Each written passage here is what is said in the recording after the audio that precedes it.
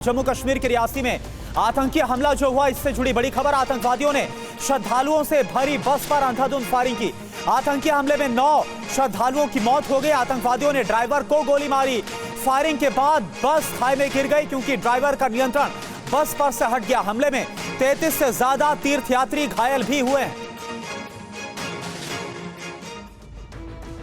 हादसे की शिकार ये वही बस है जो शिवखोड़ी से लौट रही थी। तीर्थयात्री शिवखोड़ी में भोले बाबा के दर्शन करने के बाद वापस कटरा लौट रहे थे।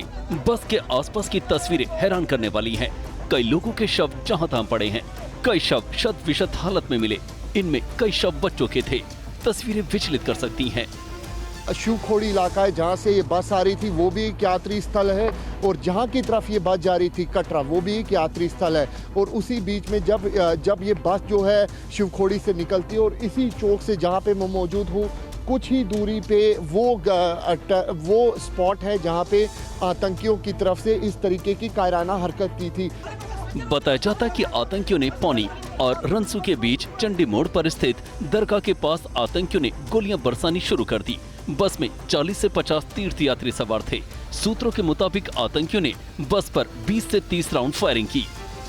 जो सूत्र है वो बताते हैं कि 20 से 30 राउंड आतंकियों की तरफ से इस बस पर किए गए। उसके बाद जो ड्राइवर है वो पूरी तरीके से बस से नियंत्रण जो है वो खो बैठता है। उसके बाद गहरी खाई के अंदर जो बस है वो गिर जाती है, जिसमें 9 लोगों की मौत हो जाती है। 33 लोग जो है वो घायल हो जाते हैं।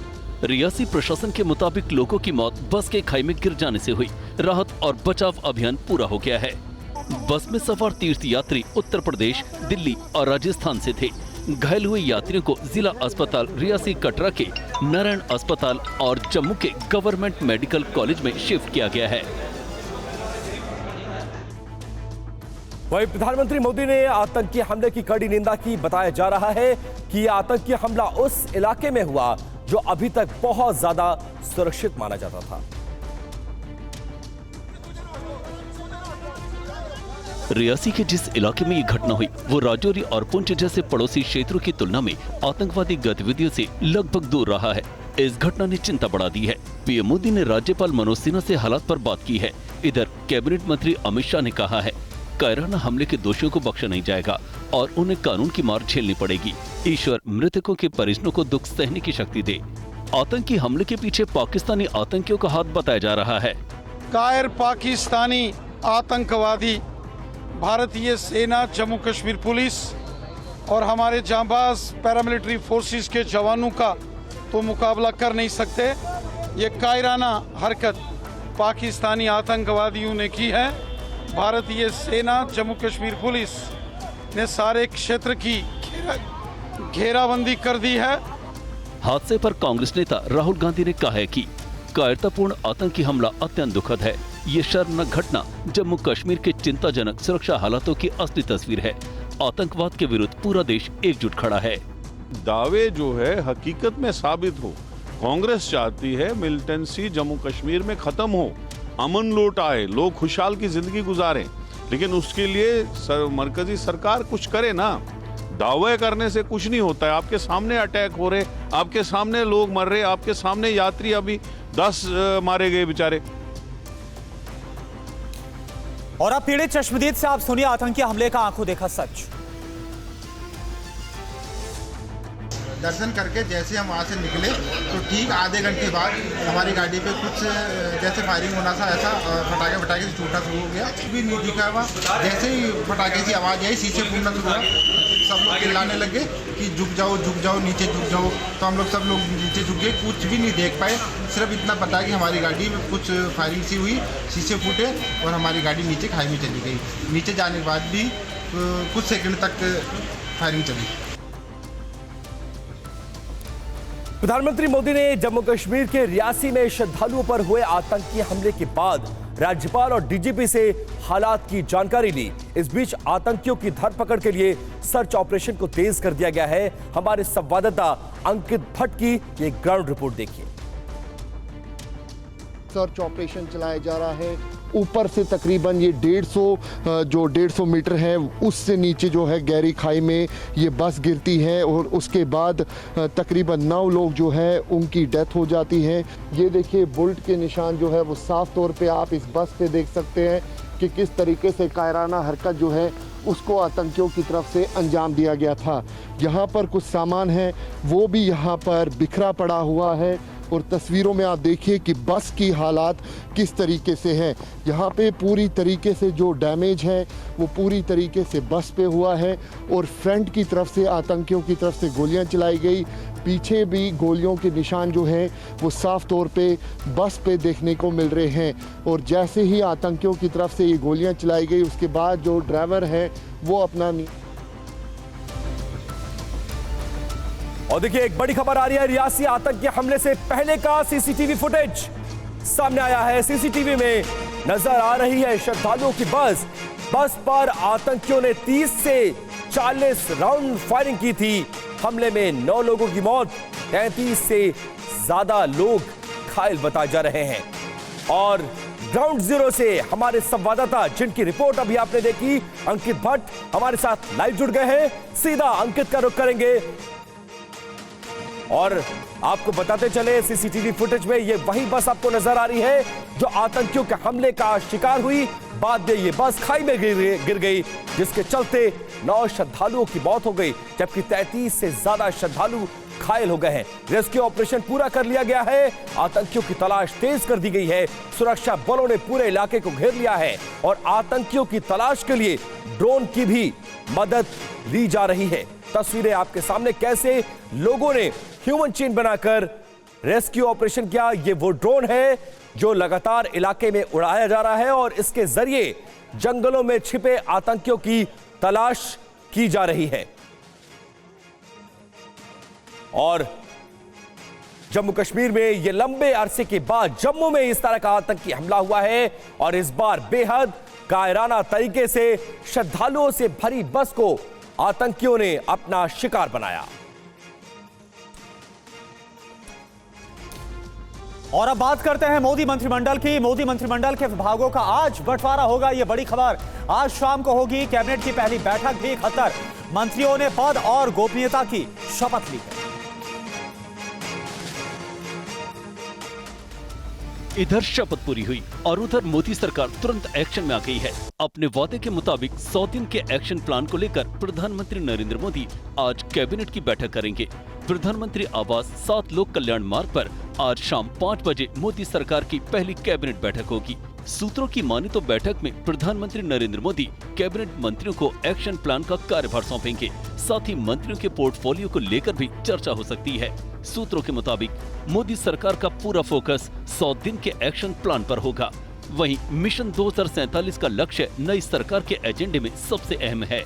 पिछली सरकार में ही प्रधानमंत्री मोदी ने इस बात का जिक्र किया था कि साल 2047 तक भारत को विकसित देश बनाना है, क्योंकि साल 2047 में देश की आजादी के 100 वर्ष पूरे हो जाएंगे। पीएम मोदी का संकल्प है 100 दिन के रोड मैप को लागू करना और पिछली सरकार की लंबित पड़ी योजनाओं को पूरा करना। मंत्रियों को साफ कहा गया है कि जो विभाग भी मिले उसके कामों को जल्द से जल्द पूरा किया जा सके। और नरेंद्र मोदी के पिछले 2 कार्यकालों में पूर्ण बहुमत की सरकार का नेतृत्व करने वाले पीएम मोदी इस बार गठबंधन की सरकार की अगुवाई कर रहे हैं। पीएम मोदी के अलावा उनके मंत्रियों ने भी रविवार को शपथ ली। ये रिपोर्ट देखिए। मैं नरेंद्र दामोदर दास मोदी नरेंद्र मोदी ने लगातार तीसरी बार प्रधानमंत्री पद की शपथ ली। शपथ लेता हूं कि मैं विधि द्वारा स्थापित सफेद कुर्ता, चूड़ीदार पैजामा और नीली सदरी पहने 73 वर्षीय पीएम मोदी ने ईश्वर के नाम पर प्रधानमंत्री पद की शपथ ली। मैं नरेंद्र दामोदर दास। राष्ट्रपति द्रौपदी मुर्मू ने राष्ट्रपति भवन में प्रधानमंत्री मोदी के साथ साथ सरकार में शामिल मंत्रियों को शपथ दिलाई। पीएम मोदी की अगुवाई में बीजेपी साल 2014 और 2019 के बाद लगातार तीसरी बार चुनाव जीती है। रविवार की शाम पीएम मोदी के अलावा 71 मंत्रियों ने शपथ ली। इस बार मोदी मंत्रिमंडल में कुल 30 कैबिनेट मंत्रियों ने शपथ ली। इसके अलावा 36 राज्य मंत्री और 5 स्वतंत्र प्रभार वाले मंत्री बनाए गए हैं। मंत्रिमंडल में 24 राज्यों के सांसदों को जगह दी गई है। 71 सदस्य टीम में युवाओं और अनुभवी नेताओं का संतुलन बनाने की कोशिश भी की गई है। आंध्र प्रदेश की श्रीकाकुलम सीट से तीसरी बार चुनकर आए टीडीपी के राममोहन नायडू 36 साल की उम्र में इस कैबिनेट के सबसे कम उम्र के कैबिनेट मंत्री बनाए गए हैं, जबकि हिंदुस्तान अवामी मोर्चा सेकुलर 79 साल के जीतन राम मांझी सबसे ज्यादा उम्र के मंत्री हैं। नए मंत्रिमंडल में बीजेपी के नेतृत्व वाले एनडीए के सभी सहयोगियों को भी शामिल किया गया है। और वहीं अमित शाह, राजनाथ सिंह और नितिन गडकरी मोदी मंत्रिमंडल में शपथ लेने वाले वरिष्ठ नेताओं में शामिल हैं। आपको बता दें कि इसके पहले कार्यकाल में भी वो मंत्री रह चुके। मैं नरेंद्र दामोदर दास मोदी, मैं राजनाथ सिंह।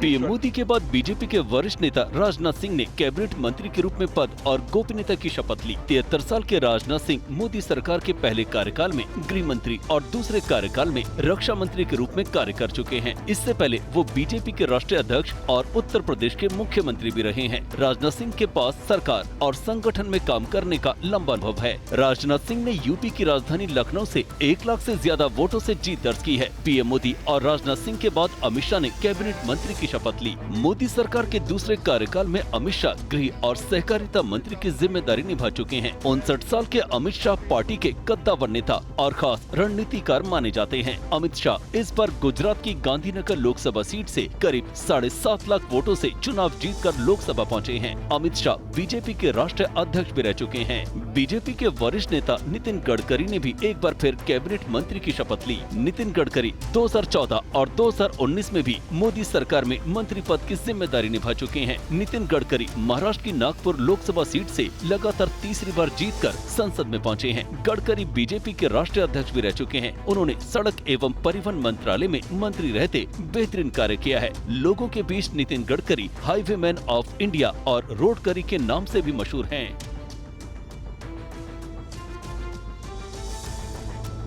और नई मोदी कैबिनेट में 7 महिलाएं भी मंत्री बनी। निर्मला सीतारमण फिर से कैबिनेट मंत्री बनाई गई हैं। अन्नपूर्णा देवी, अनुप्रिया पटेल और शोभा करंदलाजे भी मंत्री बनी है। रक्षा खड्ड से सावित्री ठाकुर और नीमूबेन पहली बार मंत्री पद की शपथ लिया।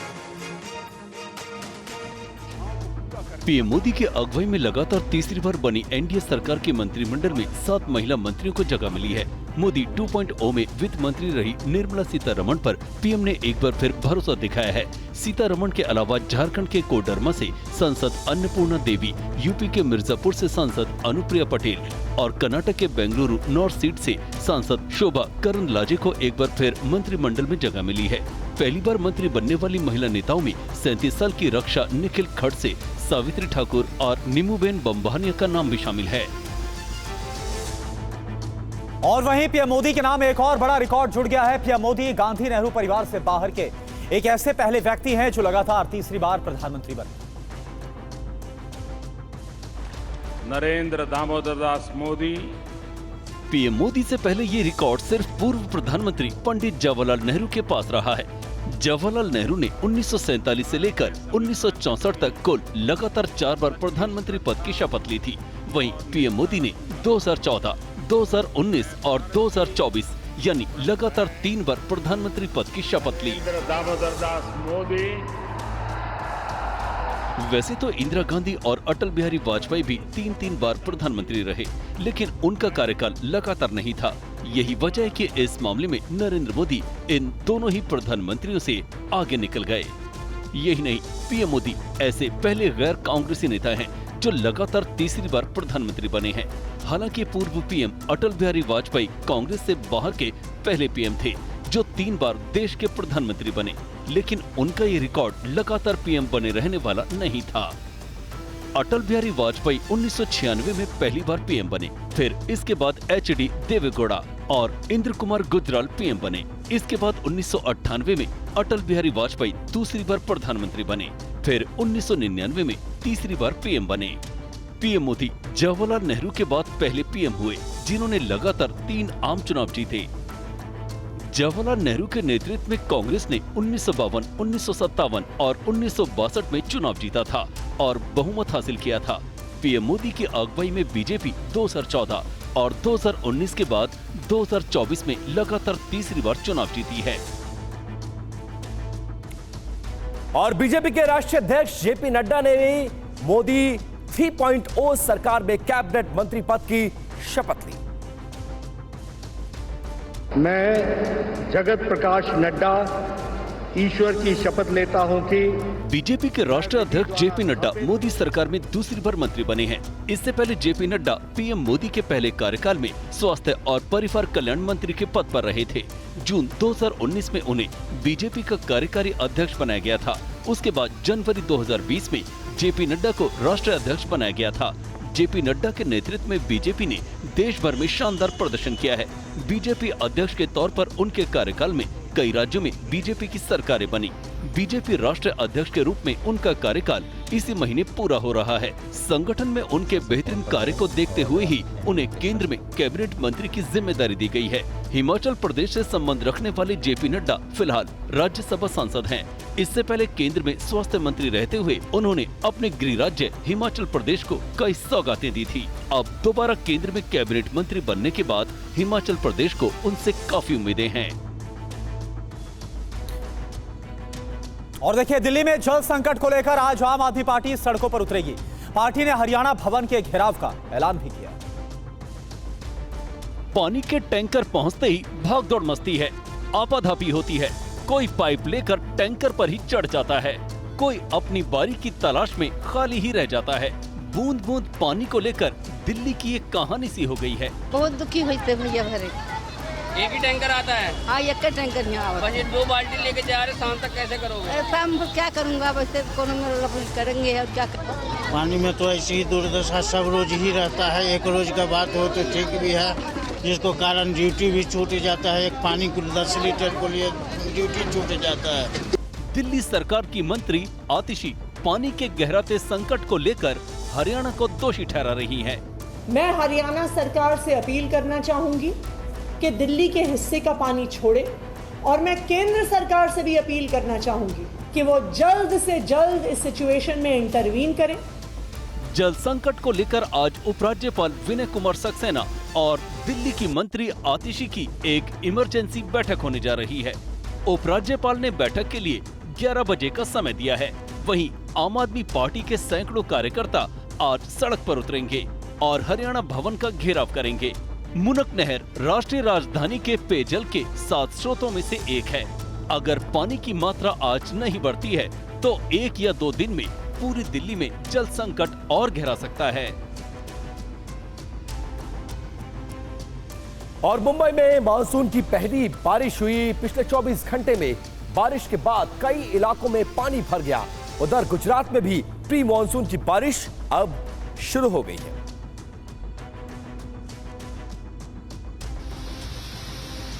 मानसून ने मुंबई पर दस्तक दी। मानसून की मेहरबानी हुई कि गर्मी से निजात मिली, लेकिन पिछले 24 घंटे से मानसून थमने का नाम नहीं ले रहा है।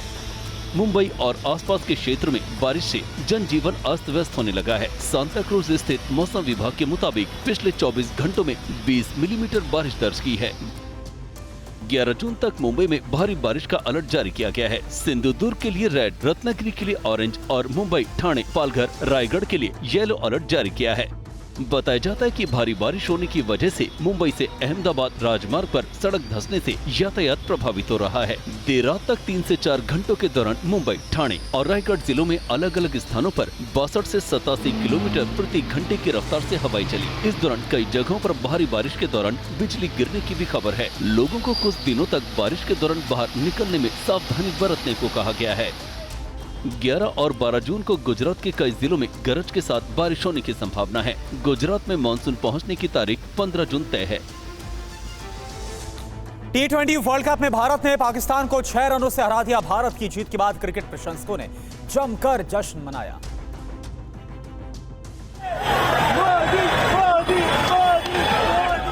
लोग मोदी मोदी के नारे लगा रहे हैं, क्रेन पर चढ़े हैं, बीजेपी के झंडे लहरा रहे हैं, आतिशबाजियां कर रहे हैं। लेकिन ये जोश पीएम मोदी के नेतृत्व में बनी नई सरकार का नहीं, बल्कि T20 वर्ल्ड कप में भारत की पाकिस्तान पर फतह का है।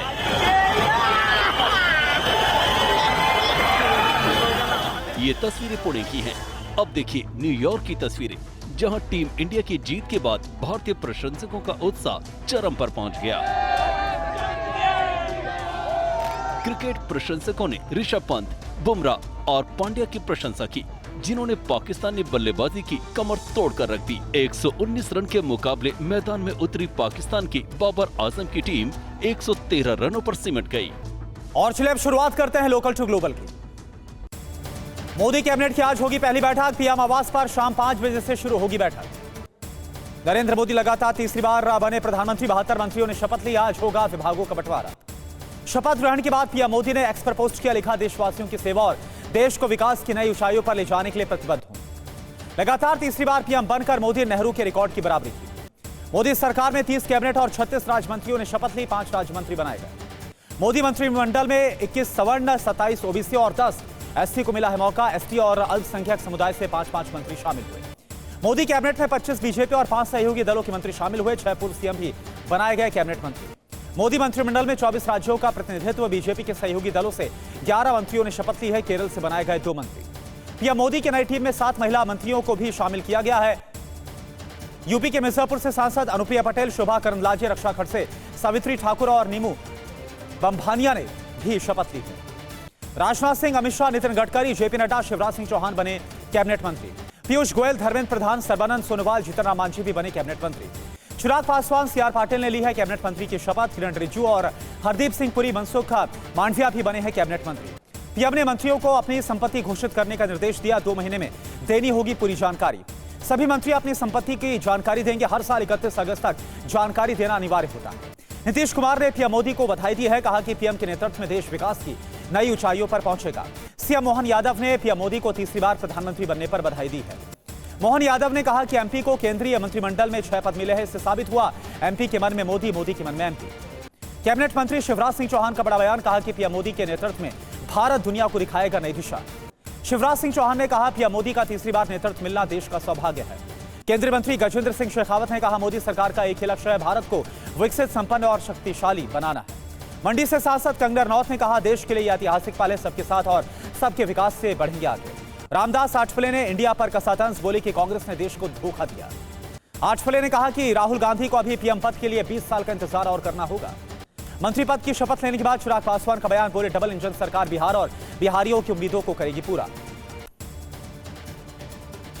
रेल मंत्रालय की मांग की खबरों पर बोले चिराग पासवान। बोले मंत्रालय का आवंटन पीएम का विशेषाधिकार। कांग्रेस के आरोप पर बीजेपी का पलटवार। बोली स्थिरता का प्रतीक है प्रधानमंत्री मोदी। राजस्थान के सीएम भजनलाल शर्मा ने कहा लूट और झूठ का प्रतीक है इंडिया गठबंधन। राज्यवर्धन सिंह राठौर ने कहा कांग्रेस ने बांटो और राज करो की नीति पर किया काम, देश के विकास में अटका रहे हैं रोड़ा। यूपी के डिप्टी सीएम ब्रजेश पाठक का बयान। बोले पीएम मोदी के विकसित भारत के संकल्प को सभी कार्यकर्ता मिलकर करेंगे पूरा। मोदी सरकार के 36 साल के टीडीपी सांसद राम मोहन नायडू सबसे युवा और 79 साल के जीतन राम मांझी सबसे बुजुर्ग कैबिनेट मंत्री बने। बिहार के डिप्टी सीएम सम्राट चौधरी का बयान। कहा पीएम मोदी को सरकार चलाने का अनुभव है, उनका अनुभव ही गठबंधन सरकार को और मजबूती देगा। केंद्रीय मंत्री बनने पर बोले सुरेश गोपी। कहा मुझे मंत्रिमंडल में शामिल होने की नहीं थी उम्मीद, बीजेपी के विस्तार के लिए काम करूंगा। राजस्थान के बीकानेर में बीजेपी कार्यकर्ताओं ने पीएम मोदी को तीसरी बार पीएम बनने पर बनाया जश्न। गिरिराज सिंह के कैबिनेट मंत्री बनने पर पटना में उनके आवास पर मनाया गया जश्न। पीएम मोदी के तीसरी बार प्रधानमंत्री बनने पर जयपुर में मनाया गया जश्न। शिवराज सिंह के कैबिनेट मंत्री बनने पर भोपाल में उनके घर के बाहर उनके कार्यकर्ताओं ने जमकर की डांस।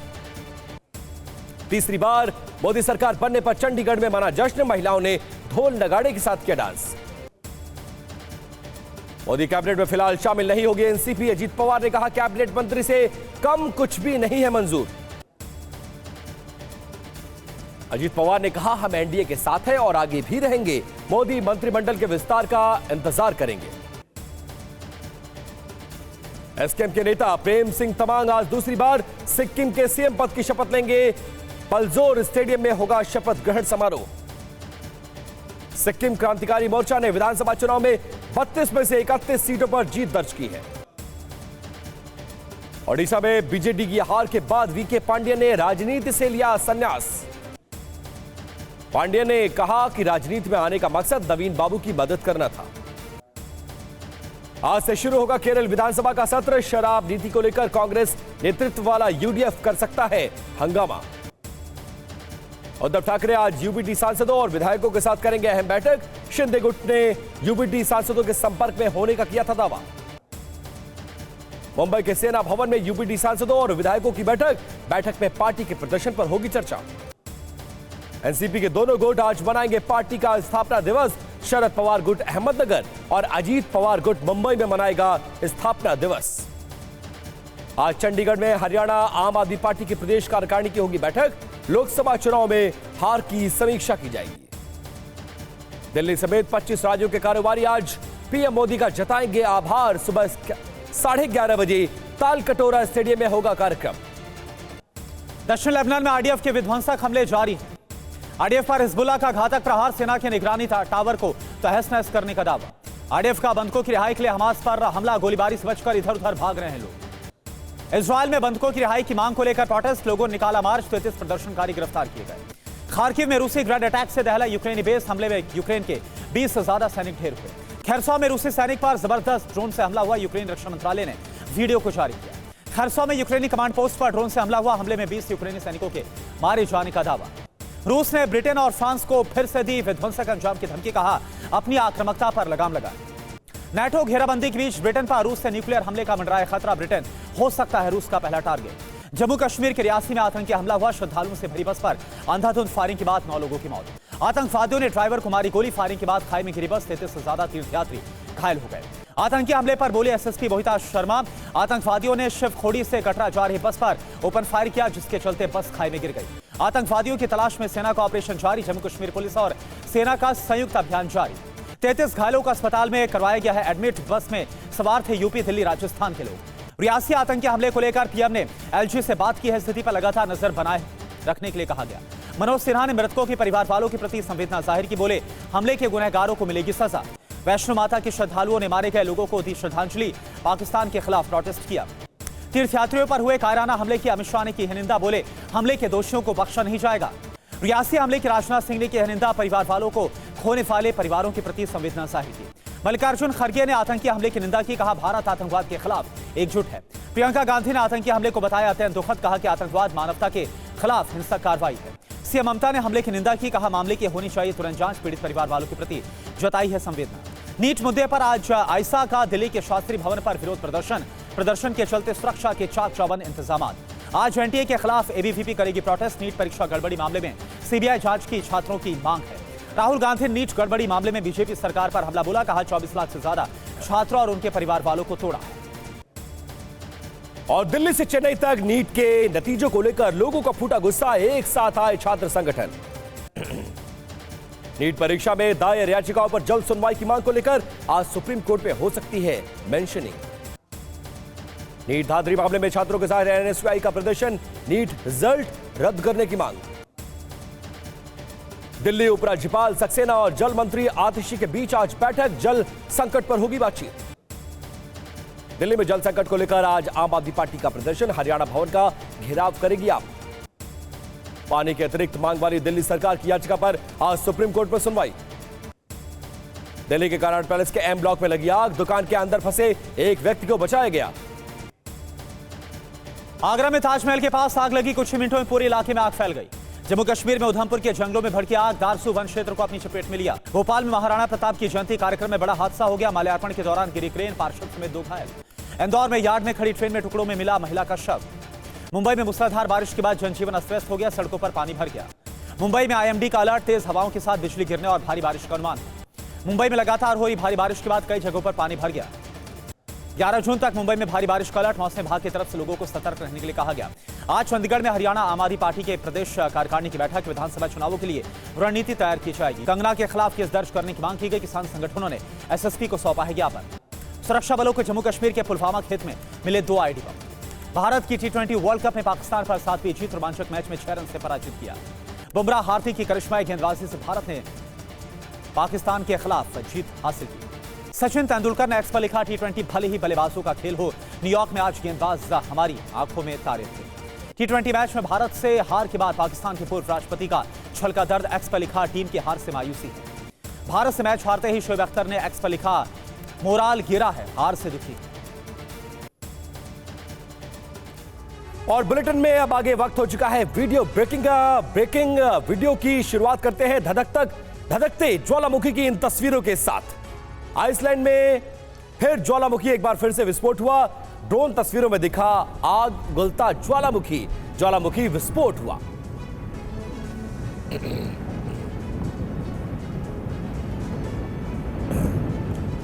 दूसरी वीडियो ब्रेकिंग, कनाडा के टोरंटो में चर्च में लगी भीषण आग। सेंट एनी चर्च में लगी आग से हड़कंप मच गया। तीसरी वीडियो ब्रेकिंग, 100 साल से ज्यादा पुरानी चर्च में यह आग लगी है और चर्च का हिस्सा जलकर खाक हो गया। और पांचवी वीडियो ब्रेकिंग, स्टेडियम के बाहर का वीडियो भी सामने आया है। बैल ने शख्स पर अचानक हमला कर दिया। सींगों से शख्स को उठाकर दूर फेंक दिया। ये तस्वीरें आपके सामने। पहले कैसे स्टेडियम के बाड़े को फांद गया और बाहर आने के बाद कैसे खड़े लोगों पर हमलावर हो गया और अपने सींग से इस शख्स को उठाकर फेंक डाला। और इस हमले में यह शख्स बुरी तरह से घायल हो गया। तस्वीरें अमेरिका की, जहां पर स्टेडियम के बाहर ये बेकाबू सांड सड़कों पर दौड़ता हुआ नजर आया। और छठी वीडियो ब्रेकिंग, फ्रांसीसी पर्यावरण कार्यकर्ताओं और पुलिस के बीच झड़प हो गई। प्रदर्शनकारियों ने गाड़ियों को किया आग के हवाले। झड़प में 5 लोग बुरी तरह से घायल हो गए हैं। तस्वीरें आप देखिए।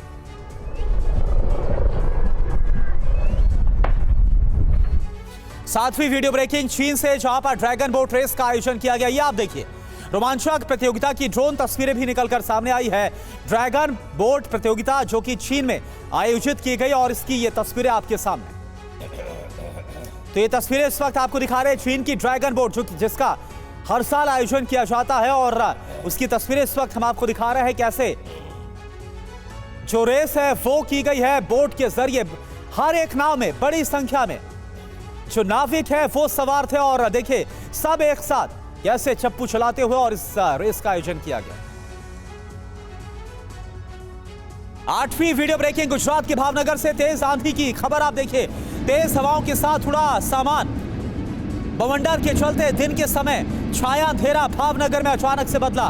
मौसम का मिजाज की कुछ भी देख पाना भी बहुत मुश्किल था। तो ये तस्वीरें इस वक्त आपके सामने गुजरात की है, जहां पर भावनगर में अचानक से जो आंधी आई है इसके बाद आप देखिए कैसे अंधेरा छा गया। धूल हर तरफ आपको नजर आ रही है और इस तेज आंधी में काफी नुकसान हुआ है जो खबर सामने आ रही है। 9वीं वीडियो ब्रेकिंग, यूपी से अमरोहा में भीषण सड़क हादसा हुआ। हादसे में 4 दोस्तों की मौत, 4 घायल। कार से दोस्त गजरौला से बुलंदशहर जा रहे थे। कार की टक्कर सामने से आ रही बोलेरो से हो गई। बर्थडे पार्टी से घर लौटने के दौरान यह हादसा हो गया। घायलों की हालत बेहद खराब बताई जा रही। और अब 10वीं वीडियो ब्रेकिंग, लखनऊ की एक फैक्ट्री में भीषण आग लग गई। आग में लाखों के पाइप जलकर स्वाहा हो गए। इलाके में फैला धुएं का गुबार, ये देखिए आप। ये तस्वीरें लखनऊ की है जहां पर ये फैक्ट्री आप देखिए जिसमें भीषण आग लग गई। बहुत तेजी के साथ ये आग फैली, पाइप रखी हुई थी और बहुत तेजी से इन पाइपों के जरिए आग फैलती चली गई।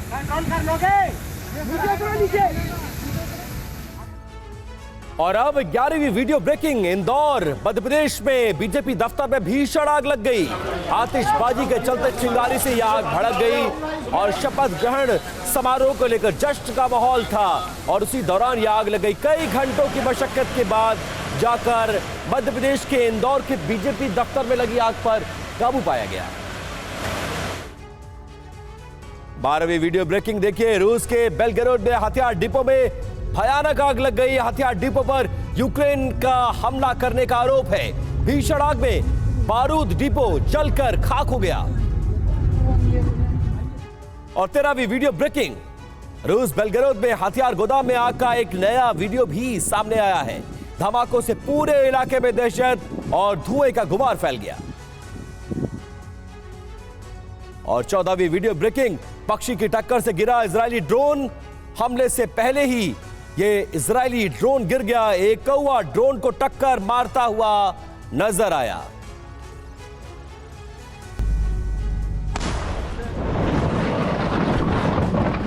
और 15वीं वीडियो ब्रेकिंग न्यूज के बुखांका में ब्लास्ट से दहशत है। माइन में धमाके से ये ब्लास्ट हुआ और ये गाड़ी पलट गई।